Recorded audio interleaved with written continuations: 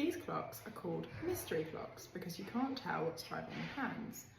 So the dial is made up of two panes of glass. On one side you've got these rather lovely Art Deco square painted Arabic numerals, and on the other side you've got the protrusion for the hands, but these don't actually seem to be connected to anything. The hands are just floating freely in space. So they were made by the British firm of Smiths from 1934 onwards, and Smiths had really cornered the market in a new type of electric clock.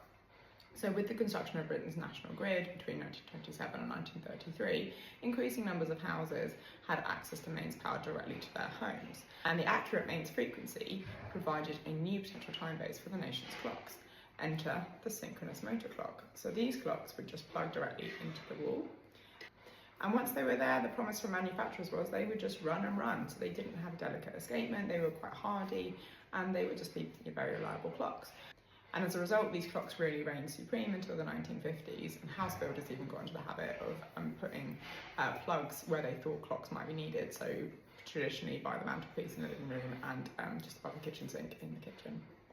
So the mystery clock had been a really popular genre of clock, particularly in France in the 19th century, but though some had entered production, they hadn't really been much more than one-off novelty pieces.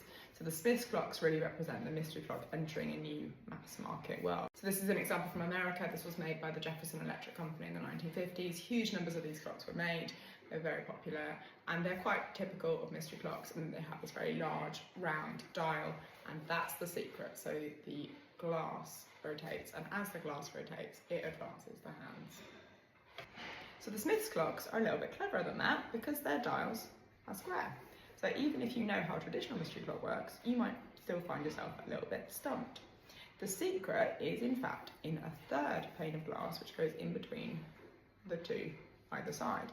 So then you might start to think, oh yeah, okay, I've seen this nice chromium mirror around the edge. It's not just for Art Deco styling, it's also to start tricking your eye so that you don't notice that there is a whole other pane of glass. So this pane of glass is rocked by a movement in the bottom of the base, which has been very cleverly concealed, and it's the movement of the pane of glass in the middle that is advancing the hands. So the Smiths mystery clock is a great example of the clock of a conversation starter or a focal point in the home.